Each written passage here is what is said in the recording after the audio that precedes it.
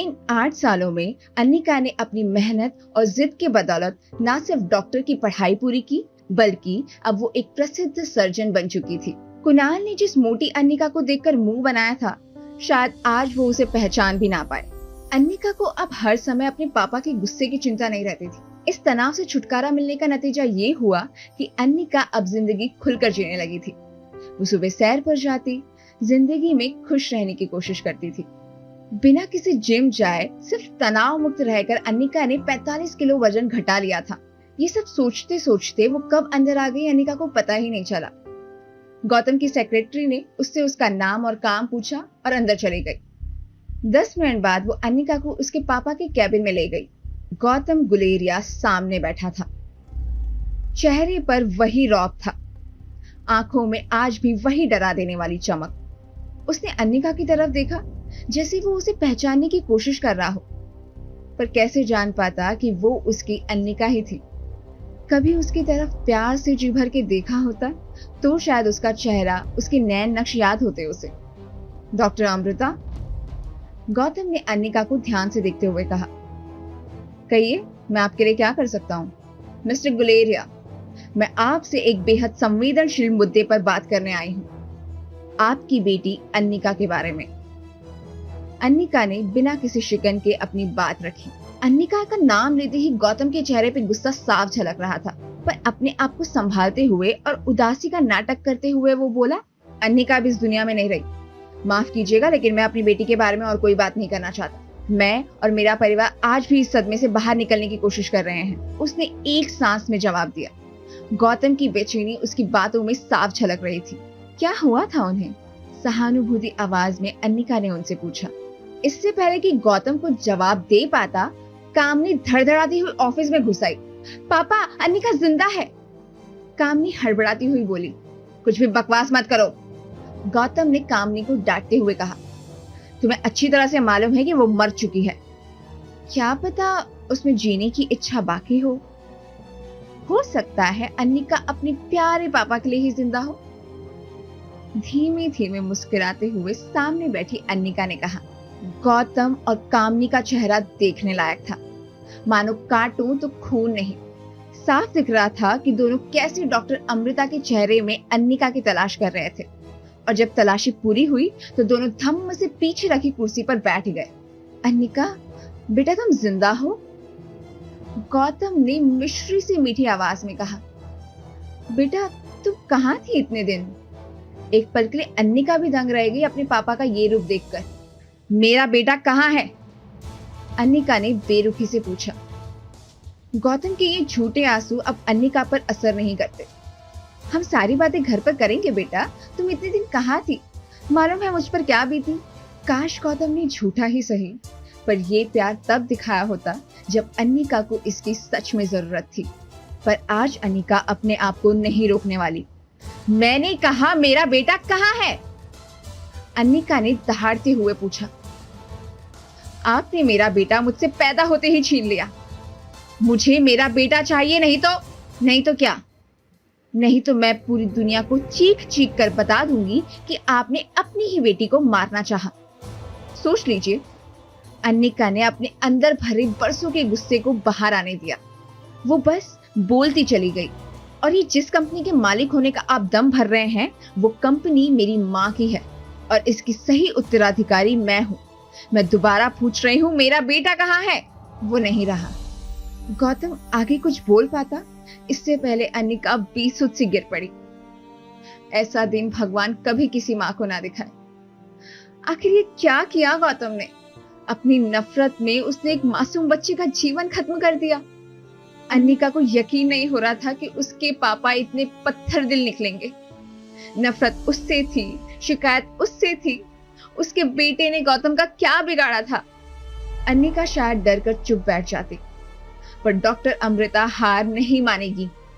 Annika, तुम सुन रही हो? राजलक्ष्मी फोन पर चिल्ला रही थी। गौतम गुलेरिया के ऑफिस से निकलते ही अन्निका ने सीधे राजलक्ष्मी को फोन किया। राजलक्ष्मी अन्निका की बचपन की इकलौती दोस्त थी। उसकी दोस्त होने के अलावा राजलक्ष्मी एक सक्सेसफुल एथिकल हैकर भी थी।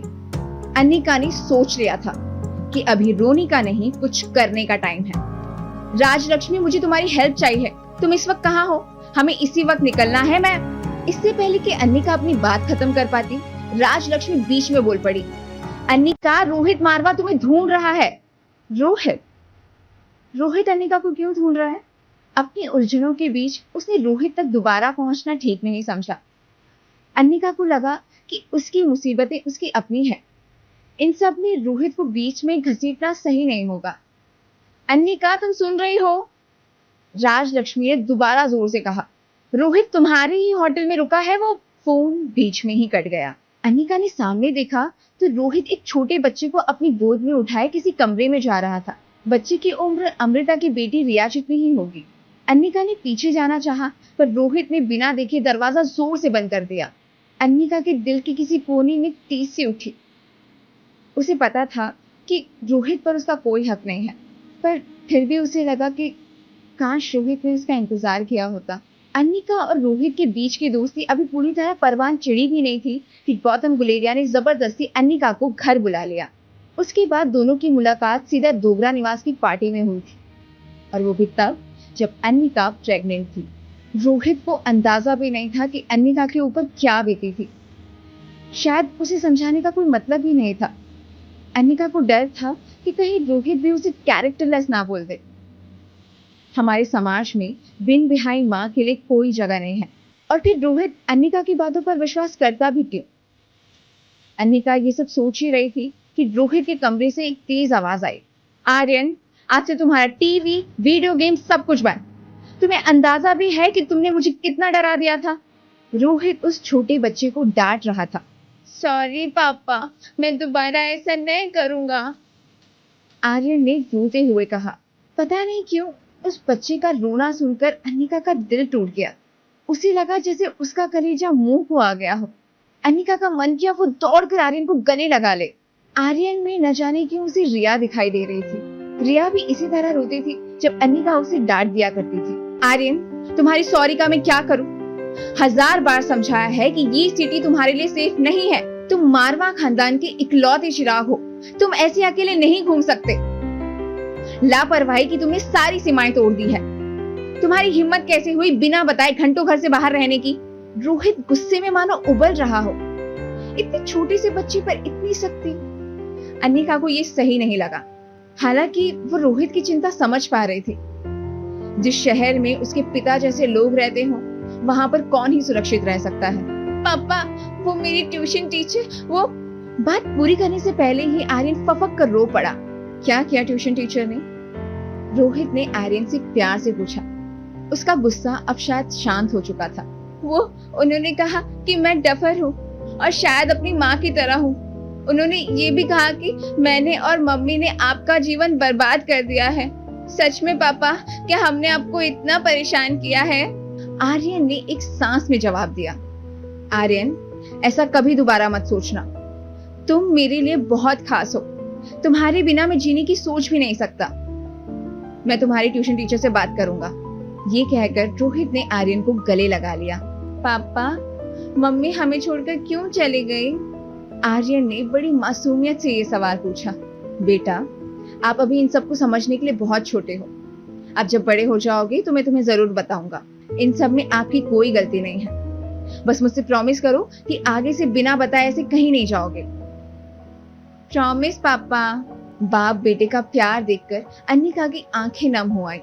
अगर अन्निका का बेटा जिंदा होता तो शायद वो भी इतना ही बड़ा होता। आंसू पोंछते हुए अन्निका अपने कमरे में वापस आ गई। रिया उसका ही इंतजार कर रही थी। अपनी मम्मी को आते देख वो दौड़कर उसके पास आई और कमर पर हाथ रखकर मुंह बनाकर बोली, अन्निका गुलेरिया, तुम्हें पता है क्या टाइम हो रहा है अभी? मेरी घड़ी खराब हो गई थी रिया। अन्निका भी बच्ची बन गई थी। इसकी सजा मिलनी चाहिए। तुमने अपना प्रॉमिस तोड़ा है।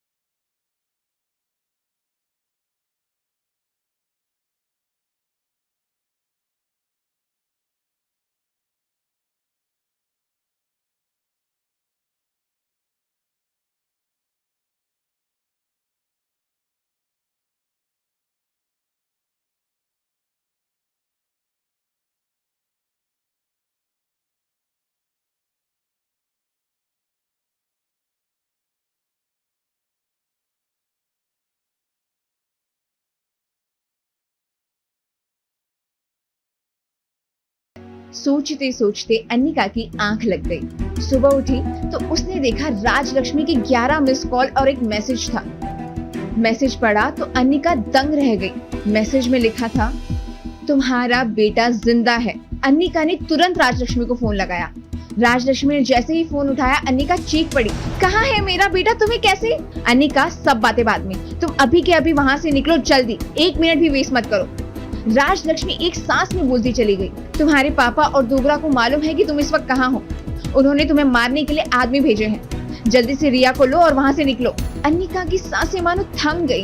उसने हड़बड़ी में सोती हुई रिया को अपनी गोद में उठाया और तुरंत कमरे से निकल पड़ी। मगर ये क्या, उसके पापा के आदमी बाहर हॉल में ही खड़े थे। अन्निका घबराहट में वापस कमरे में आ गई और दरवाजा बंद कर दिया। रिया भी उठ चुकी थी। मम्मी। रिया इससे पहले आगे कुछ बोल पाती, अन्निका ने उसका मुंह कसकर अपने हाथ से बंद कर दिया। अन्निका अच्छे से जानती थी कि उन लोगों को बिल्कुल पता नहीं चलना चाहिए कि वो दोनों कमरे में ही मौजूद हैं। ये अन्निका और उसकी बेटी रिया की जिंदगी का सवाल था। पर तभी अन्निका का फोन बज उठा। आवाज सुनकर उसके पापा के भेजे हुए गुंडे दरवाजे के आगे आकर खड़े हो गए। वो अंदर ही हैं। बाहर एक जन ने कहा, दरवाजा तोड़ दो। दूसरे ने जवाब दिया। अन्निका रिया को अपनी छाती से लगाए हुए सोच रही थी कि अब वो इस अनहोनी को कैसे टाले। ढूंढो उस औरत और उसकी बच्ची को। दोनों किसी भी कीमत पे यहाँ से बच के नहीं जाने चाहिए। कमरे में खड़ा एक आदमी जोर से चिल्ला रहा था। उसके साथी इधर उधर अन्निका और उसकी बेटी रिया को ढूंढने लगे। अन्निका अलमारी में छुपी हुई थी। उसने रिया को अपने सीने से लगा रखा था। दिल की धड़कनें इतनी तेज थी कि मानो लग रहा था बाहर खड़े गुंडे कहीं सुन ना ले। अन्निका साफ सुन पा रही थी कि वो गुंडे कभी उनको बालकनी में, कभी बाथरूम में, तो कभी पलंग के नीचे तलाश कर रहे थे। अलमारी पर्दे के पीछे थी, इस वजह से शायद उनका ध्यान इस तरफ नहीं गया था। हवी से पर्दा हिला तो उनके लीडर्स को अलमारी दिखाई दी। वो आदमी कर्कश आवाज में बोला, अन्निका, तुम भी जानती हो कि छुपने का कोई फायदा नहीं है। बाहर आ जाओ। मैं वादा करता हूँ कि तुम्हें कोई नुकसान नहीं पहुंचाऊंगा। तुम जितनी देर तक छुपती रहोगी मुझे उतना ही गुस्सा आएगा। ढूंढ तो मैं तुम्हें फिर भी लूंगा, सोच लो। रिया डर के मारे कांप रही थी। एक छोटी सी बच्ची के लिए इतना भयानक हादसा देखना आसान न था। तो तुम यहाँ छुपी हुई हो, वो आदमी अलमारी का हैंडल पकड़ते हुए बोला। इससे पहले कि वो अलमारी खोल पाता, कमरे का दरवाजा धड़ाक से टूट पड़ा। एक कदम भी आगे बढ़ाया तो पछताने लायक भी नहीं बचोगे। दरवाजे पर खड़ा आदमी गरज कर बोला। अन्निका देखना चाह रही थी कि वहां कौन है, मगर अलमारी के बाहर वो भयानक गुंडा खड़ा हुआ था। तभी कमरे में भयानक शोर हुआ, मानो वहां कोई युद्ध चल रहा हो। एक भारी भरकम आदमी बुरी तरह अलमारी से टकराया, जिससे उसका पल्ला टूट गया। अन्निका और रिया अब छुप नहीं सकते थे। मगर ये क्या, सामने 2 आदमी बेहोश पड़े हुए थे। एक के सर से खून बह रहा था। उनका लीडर दूर दूर तक कहीं नजर नहीं आ रहा था। शायद भाग गया। यही सोचते हुए अन्निका उस देवदूत को ढूंढने लगी जिसने उसकी जान बचाई। देखा तो रोहित सोफे पर बैठा हाँफ रहा था। उसके हाथ से खून बह रहा था। अन्निका भागते हुए उसके पास गई। तुम ठीक तो हो ना? पूछते हुए उसने रोहित का जख्मी हाथ पकड़ लिया। फर्स्ट एड किट नहीं मिली तो रिया का स्कार्फ उसकी चोट पर बांध दिया। रोहित ने बेरुखी से अपना हाथ छुड़ाया और रिया की तरफ देखते हुए बोला, बेटा तुम ठीक तो हो ना? तुम्हें कहीं चोट तो नहीं लगी? रिया ने ना में अपना सर हिलाया और फिर जाकर अपनी मम्मी से चिपक गई। वो अभी भी काफी सहमी हुई थी। थैंक यू रोहित, तुम नहीं होते तो। अन्निका रोहित को थैंक्स बोलना चाह रही थी, पर उसकी पूरी बात सुने बगैर ही वो वहां से चल दिया। रोहित की ये बेरुखी अन्निका को काफी तकलीफ दे रही थी। अगर वो किसी बात से नाराज है तो उस पर गुस्सा करे, चिल्लाए, जवाब मांगे, पर ये बेरुखी, इस तरह अजनबियों की तरह व्यवहार अन्निका के दिल को गहरी चोट पहुंचा रहा था। रिया को गोद में उठाए वो रोहित के पीछे भागी। अन्निका रोहित को रुकने के लिए कहती रही, मगर वो चलते जा रहा था। आखिर अन्निका ने दौड़कर उसका रास्ता रोक लिया। रोहित, तुम मुझसे ऐसे क्यों पेश आ रहे हो, जैसे कि मुझे जानते ही नहीं हो? आखिर हुआ क्या है तुम्हें? अन्निका ने उससे जवाब मांगा। मैं अजनबियों की तरह पेश आ रहा हूँ, रोहित ने गुस्से में कहा। अजनबी नहीं तो और क्या हो तुम? उस दिन जब वो लोग तुम्हें जबरदस्ती वैन में बिठाकर ले गए, तुमने सोचा मुझ पर क्या बीती? मैं दिन रात पागलों की तरह तुम्हें ढूंढता रहा, और तुम अपने पापा के यहाँ लौटकर अपनी जिंदगी मजे से जी रही थी। तुम गलत समझ रहे हो रोहित, सुनो मेरी बात। अन्निका ने रोहित को समझाने की कोशिश की। मुझे कुछ नहीं सुनना समझना, रोहित ने छटक कर कहा। उसने पहले रिया की तरफ देखा और फिर अन्निका को देखकर कहा, जैसे कि तुम देख ही सकती हो कि तुम जिंदगी में बहुत आगे बढ़ गई हो। तुम्हारी नई जिंदगी तुम्हें मुबारक हो। कहता हुआ रोहित सामने वाले रूम में चला गया। अन्निका बहुत देर तक दरवाजा खटखटाती रही कि एक बार वो उसकी बात सुन ले। रोहित, तुम नहीं जानते कि मुझ पर क्या बीती है, मेरे साथ क्या हुआ है। मेरी बात सुनो तो सही। अन्निका 10 मिनट तक बेबस वहां खड़ी रही। किसी को बाहर ना आता देख आखिरकार उसने हार मान ली और रिया को लेकर वहां से चली गई। राजलक्ष्मी के घर पहुंचते ही अन्निका ने चैन की सांस ली। रिया अभी भी डरी हुई थी। उसको प्यार से गले लगाकर अन्निका ने समझाया, बेटा हम ठीक हैं। मम्मी आपसे प्रॉमिस करती है कि वो आपको कभी कुछ नहीं होने देगी। आपको मम्मी पर भरोसा है ना? रिया ने हाँ में अपना सर हिलाया और अपनी मम्मी के पास जाकर चिपक कर लेट गई। राजलक्ष्मी कमरे में आई तो वो परेशान सी लग रही थी। रिया सो चुकी थी, इसलिए वो दोनों हॉल में जाकर धीरे से बात करने लगे। अन्निका, तुम्हें बहुत ज्यादा सतर्क रहने की जरूरत है। तुम जो काम करने के लिए आई हो वो करो और जल्दी से यहाँ से लौट जाओ। तुम यहाँ सेफ नहीं हो, यहाँ से लौट जाओ बिना अपने बेटे को ढूंढे। अन्निका ने मुड़कर सोती हुई रिया को देखा। अपने बेटे को ढूंढने के चक्कर में कहीं वो रिया को ना खो दे। ऐसा कैसे हो सकता है? कुणाल लैपटॉप के सामने अपना सर पकड़कर बैठा था। स्क्रीन पर अन्निका की फोटोज थी, उसके नए रूप में। कुणाल की समझ के परे था कि आखिर कोई इतना कैसे बदल सकता है। एक टाइम था जब वो अन्निका से बेहद प्यार करता था, पर वो अचानक कुणाल की जिंदगी से गायब हो गई थी और अब लौटी है इतने साल बाद किसी अनजान की तरह। तभी कामनी वहां पर आ गई। लैपटॉप पर अन्निका की फोटोज देखते ही उसका पारा 7वें आसमान पर पहुंच गया था। उसने तुरंत लैपटॉप उठाकर फेंक दिया और गुस्से में चीखी, तुम मुझे लेने एयरपोर्ट पर क्यों नहीं आए? आखिर चल क्या रहा है तुम्हारे दिमाग में? कुछ अर्जेंट काम आ गया था। कुणाल ने बेरुखी से जवाब दिया। वो अन्निका वापस लौट आई है। मम्मी पापा काफी परेशान हैं, पर मैंने उन्हें तसल्ली दे दी है कि एक बार हमारी शादी हो जाए तो फिर सब ठीक हो जाएगा, है ना? कामिनी ने कुणाल की तरफ उम्मीद भरी निगाहों से देखते हुए पूछा। उसे काफी डर लग रहा था, अन्निका के आने से कुणाल कहीं पलट ना जाए। कामिनी को अब अपने फ्यूचर की चिंता होने लगी थी। कुणाल उठ खड़ा हुआ, जैसे उसने कुछ सुना ही ना हो, और कुछ जवाब दिए बिना ही वहां से चल दिया। उधर रोहित अपने कमरे में बेहद परेशान घूम रहा था। वो बार बार सनी को कॉल लगा रहा था, लेकिन उसका फोन स्विच ऑफ बता रहा था। पास ही आर्यन बैठा हुआ था। आर्यन, मुझे अर्जेंटली कहीं जाना है। सनी चाचा कहीं बिजी है, फ्री होते ही आ जाएंगे। तुम कुछ देर यहीं बैठो, और हाँ, सनी चाचा के अलावा किसी और के लिए दरवाजा मत खोलना, ओके? रोहित ने आर्यन को समझाते हुए बोला। ओके। आर्यन ने सर हिलाकर जवाब दिया। पापा, आपको डॉक्टर अमृता मिल गई? आर्यन के इस सवाल ने रोहित को बेचैन कर दिया। आखिर यही तो उसकी सबसे बड़ी परेशानी थी। डॉक्टर अमृता ही थी जो उसकी दादी का इलाज कर सकती थी, मगर वो डॉक्टर अमृता को नहीं ढूंढ पा रहा था। अभी तक तो नहीं मिली, लेकिन बहुत जल्द मिल जाएंगी, आई प्रॉमिस। रोहित ने आर्यन को तसल्ली दिलाई। जानने के लिए देखिए अगला एपिसोड सिर्फ पॉकेट एफएम के YouTube चैनल पर, और एक लड़की को देखा तो के सारे एपिसोड्स को सुनने के लिए डिस्क्रिप्शन में दी गई लिंक से डाउनलोड कीजिए पॉकेट एफएम ऐप।